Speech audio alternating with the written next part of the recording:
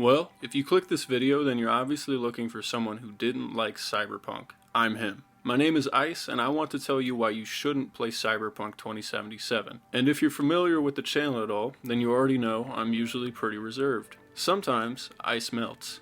And in this case, I will. Cyberpunk takes place in a futuristic setting, emboldened by neon lights, masses of lifeless puppets, and endless clutter. Stunning, isn't it? The story follows V, who lives like scum, apparently, slaughtering people without care, all in hopes to become rich.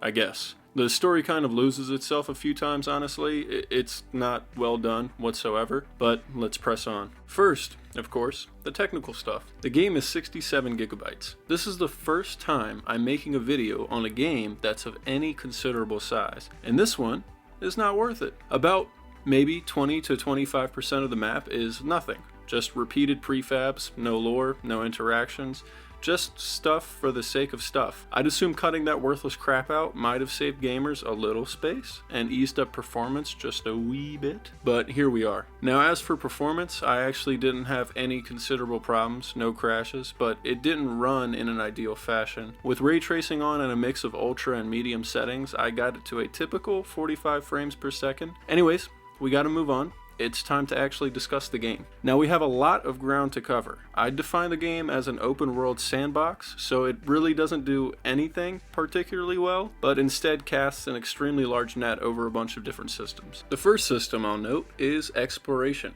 Holy crap, it's bad.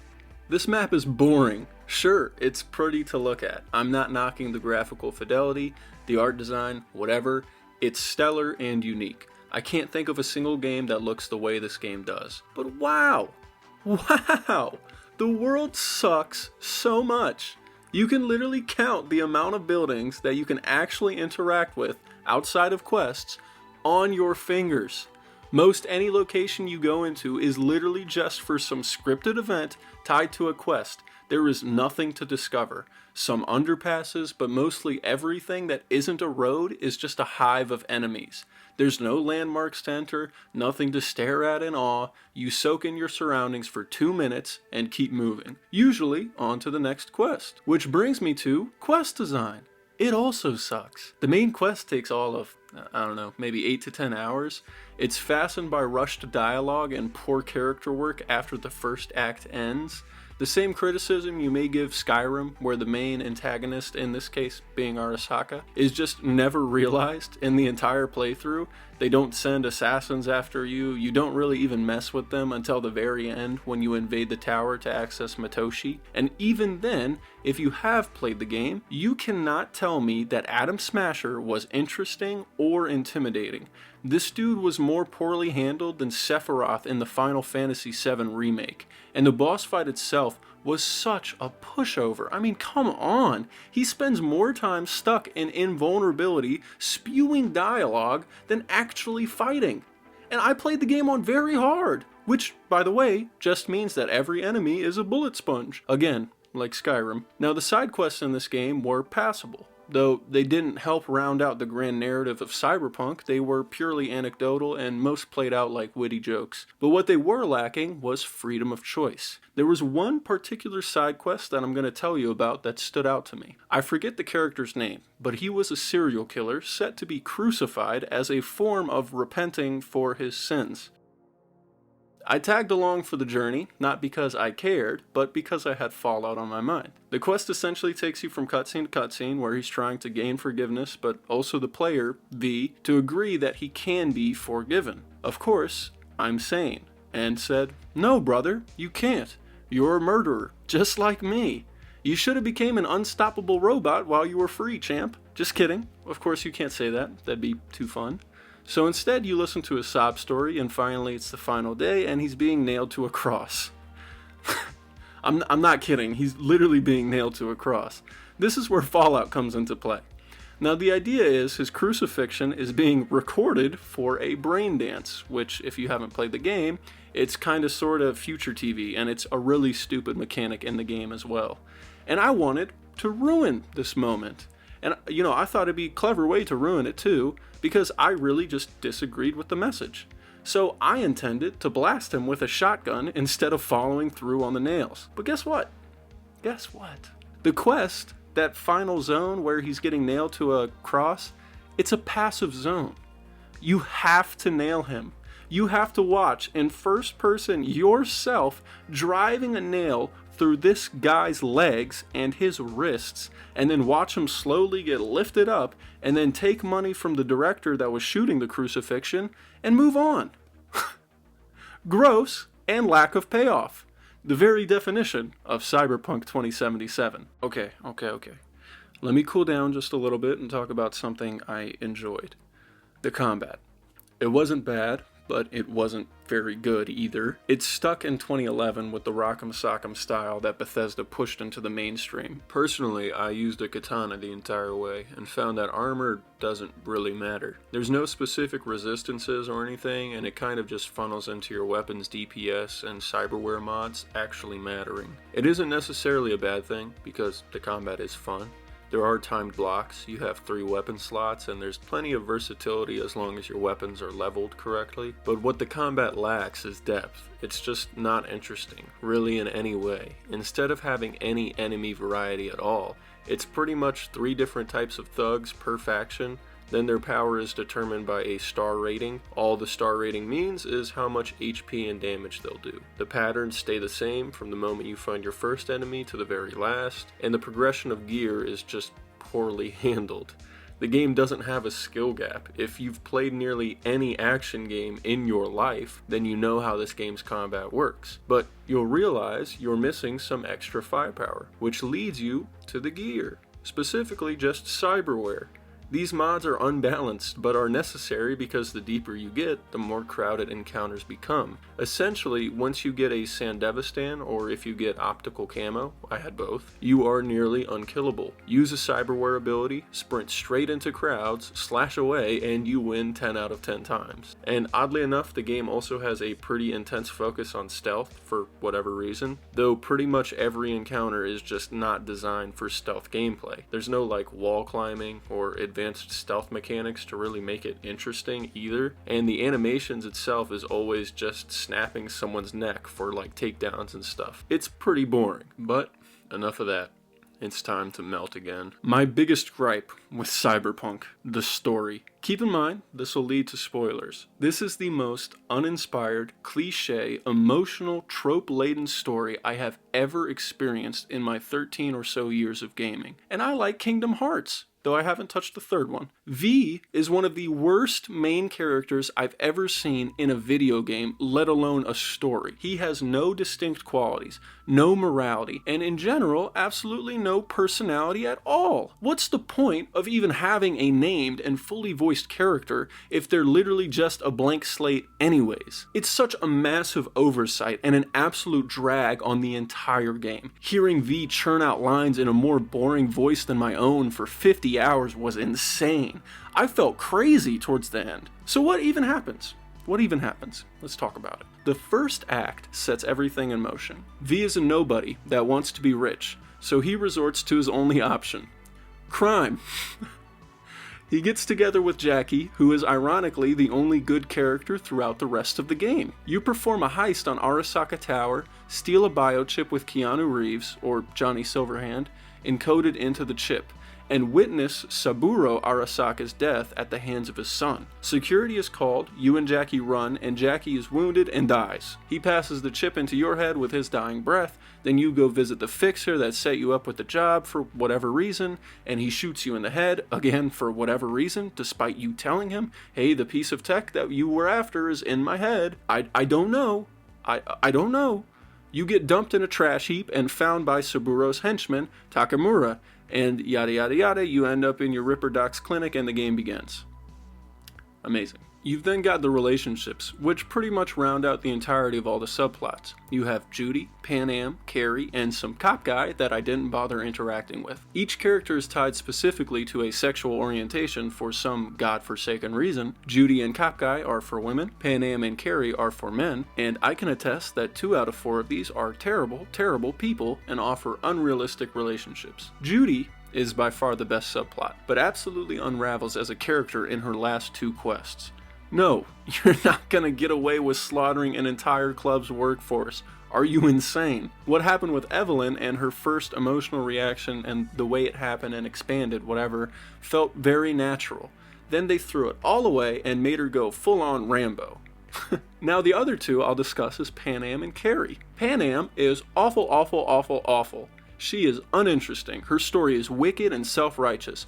All she lives by is wreaking havoc wherever she goes, then complaining about the problems that follow her. Yeah, maybe don't kill 30 people every time you want something. I don't know, might be a start. And then when it comes to the end, she gives you an ultimatum. An ultimatum. Ditch your life and run away with me forever, or forget about me. What? What? Of course I'd rather forget about you. Are you insane? Then you've got Carrie, who's an absolute sicko. You meet this dude on Johnny's advice, where Johnny takes over your body and has an old friend's discussion. And honestly, it was pretty cool. It humanized Johnny, and it characterized and drove the band Samurai even further, like the lore, their backgrounds, all that stuff. It was nice, it felt very human. Then you get together for one last music gig, and it was pretty epic. 5 minutes after the gig, Carrie tries having sex with you.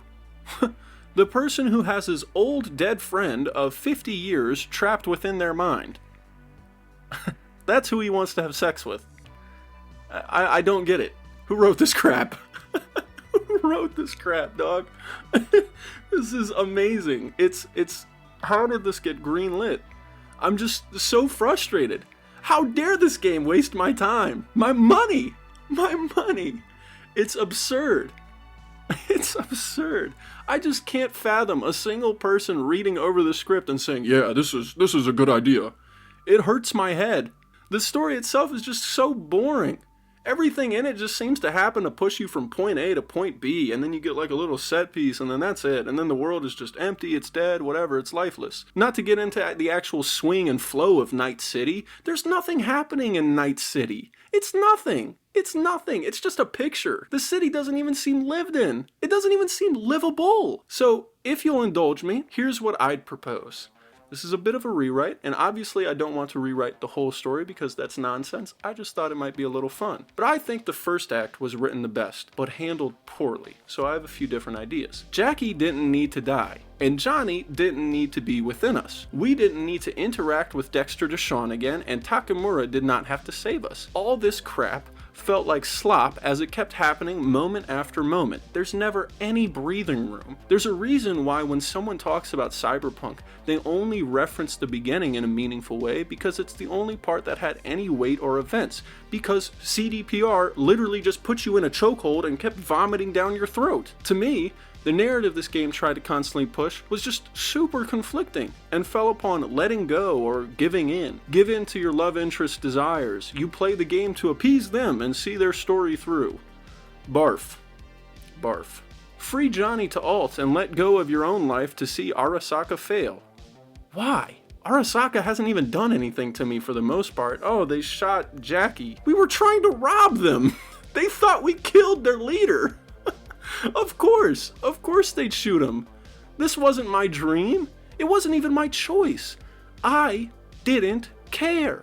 I did not care. And the canon story starts with a message of getting rich, making it big in Night City, making a name for yourself. And that is immediately thrown away because CDPR spent a lot of money to have Keanu Reeves as a voice actor, and they're gonna force it down your throat and you're gonna like it. So how about this instead? You start the game. No arbitrary starting point. Who cares if you're corpo, street rap, whatever. It doesn't mean anything anyways. You make your character, pick your own name. The character is not voiced. Instead, you are the voice. You wake up. Rent's due. You have bills to pay to your Ripper Doc Vic, and work is short. You know a guy, a fixer. Maybe you can get some cheap job and scrape by for the month. You head down to the bar, and there's a commotion in one of the dark corners at El Coyote. A muscular guy is yelling. He catches your line of sight and signals for you to come over. Now this isn't a cutscene. You have the choice. Walk over or go to your fixer on the next floor. In this case, you wander over. You're filled in on a job and introduced to Jackie. He says you look dependable, reliable, almost. He smiles, and you begin. You head to the destination, fulfill the task, return, collect payment. You make enough for rent and to get Vic off your back a little. Jackie says we'll be in touch, and gives you a phone, a work phone. You do some of your own jobs, and then Jackie contacts you with a gig, a big one, a heist on Arasaka Tower. You can back out if you want, but it only stalls the inevitable. You perform the job, no stupid robot. This time you have to stealth and sneak your way through, steal uniforms, crawl through vents, all that, and you end up in the suite. The biochip's been secured, and the events play out the same from here. Saburo is dead, security is on your heels, and Jackie is hit. Bad. Jackie's installed the chip into his head already, and on the car ride, Jackie is fading fast. Jackie says, we'll meet again, I promise, in the big leagues. And the light in his eyes flicker dark, but they don't shut. A moment of silence. Your character continues to stare, but you, in real life, mouth agape, watching the scene unfold. Turn your head to focus on the streetlights passing by. You peer back over to Jackie, and you notice something. His eyes. They're following you. The biochip. It's active. Of course, you don't know what the biochip is doing at this point. You convince Delamain to skip out on Deshawn's place and head to Vic's. You call him, beg him for help, and Misty is on the other end too, hearing what's happened. You arrive. Vic helps you get Jackie onto the table, to which he starts having a seizure. His eyes still open, watching. As he's being strapped down, his arm shoots up and grips Vic by the neck, flinging him off his chair. In a panic, Jackie then reaches for his gun and blasts Misty. Holding his wound, Jackie grabs a healing thing, I forgot its name honestly, I think maybe a stem, and leaves the clinic, threatening the player and Vic to stay back. You tell Vic to call Trauma Team as you pursue Jackie into a dark, rainy night, but he disappears. The sound of a motorcycle is heard in the distance. Vic calls you, tells you Misty lost a lot of blood before Trauma Team showed up, but she made it, stable. Though she's in a coma. You take it upon yourself to assure Misty recovers, but she doesn't have insurance. Some real world shit. Money is needed. Jackie is lost. Misty is gravely wounded. Deshawn is empty-handed, and Arasaka is looking for you. In this case, Jackie serves as your motivation to explore. You receive messages from connections and fixers you established throughout Night City, telling you where Jackie was seen, and from there, you investigate, collect evidence, and compile your findings. Misty serves as your motivation to progress. More money means more jobs, means harder jobs, means you need better equipment, which leads to you becoming stronger because you need to bring her back. Deshawn serves as an early game threat. An infamy system is introduced. As you operate within regions of the city, you grow a target on your back, depending on how you handle the presiding factions. Do the Tiger Claws wrong? They send assassins your way. Do the Voodoo Boys justice? When you find yourself in Pacifica, maybe they'll hack into some of the animals' brains while you're fighting. And Arasaka is the looming presence that lurks behind every corner. Hitmen, involvement in world events, and specifically, they hunt who you seek to save. Jackie. In this scenario, the biochip, which is supposedly highly coveted by Arasaka, has a built-in tracker. They know where he is, and they'll go toward any means to assure he's nullified. It's a race against time.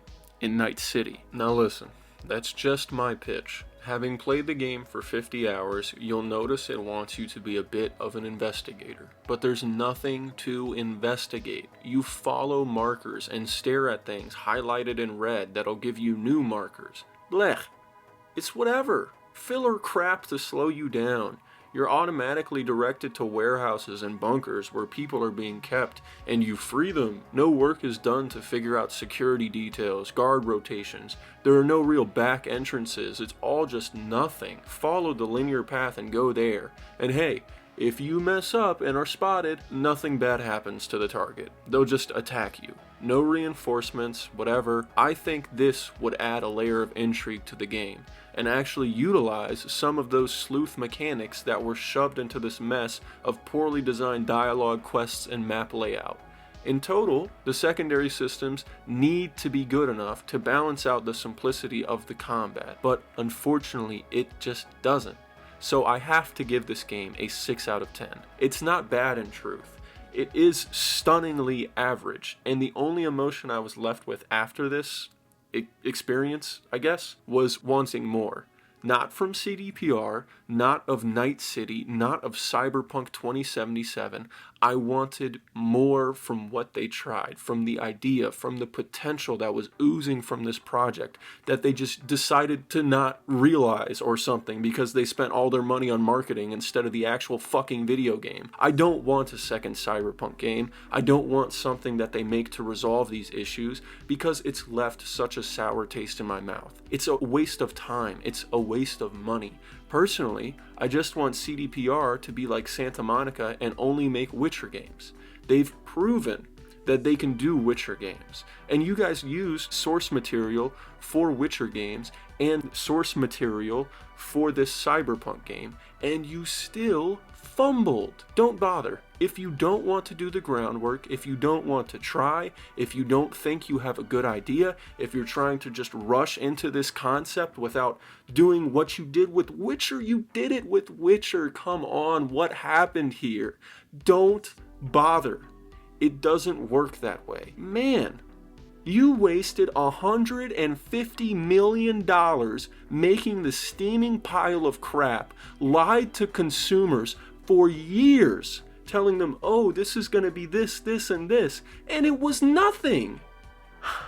Whatever, man. I hate this game. I hope you don't buy it. I hope you don't buy it. I hope you guys listen to this and you think, why is this guy so pissed off? He needs to chill. I'm telling you right now, I don't feel this way about stuff very often. This game is an abomination. To me, as a gamer, it feels like CDPR made a game that's literally just being spit on virtualized. I feel like I've been spit on. Don't play this game. They don't deserve the money for it. Witcher 3, absolutely. Witcher 1 and 2, I have no idea. I played a bit of Witcher 2. I didn't like it much, but it's, it's old. It's kind of weird. But Witcher 3, throw all the money in the world at that game. I don't care. I don't care if they make billions off of Witcher 3. They deserve it because they tried. They tried their damnedest with that game, and they made a great experience, a great game. This game is a joke. It's a joke. It's a joke. It's as much of a joke as Kingdom Hearts 3. It's a joke. It's a joke. It's a cash grab. It's nothing. It's like Final Fantasy VII Remake. How dare they cut that into 3 parts? What's wrong with them? It's a joke. It's a joke. They're trying to placate to your emotions, give you something that doesn't actually exist. They're lying to you. They are lying to you. The DLC is a lie. Everything about this game is a lie. Do not buy it. Do not buy the game. It's not worth it. There are a million other games that do the exact same thing that Cyberpunk does. It's not worth it. And I bought this game for $30. I bought this game on sale, and I still feel this way. I still feel like I got ripped off. If you can get it for $10, $15, maybe give it a try. $30, $20, $40, $50, $60, $70? No, it's not worth it. It's not worth that monetary value. It's not. The sense of enjoyment you get is so lackluster, and you might as well not bother. If you have played the game and you liked it, I have nothing against you.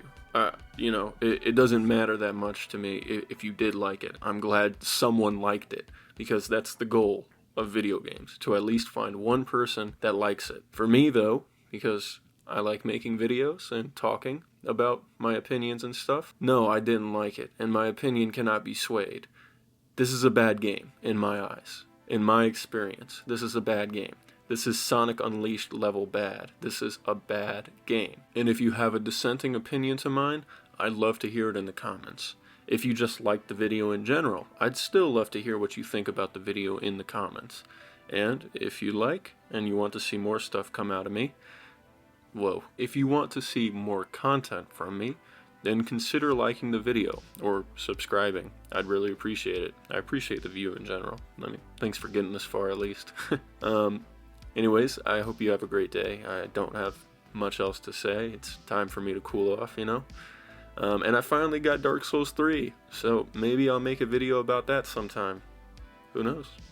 Bye-bye. And if you're still around and you want to see more videos by me, feel free to check these ones out. I do other reviews too, and usually my opinions are a bit more concise and less, emphatic, I guess. This game just brought the worst out of me.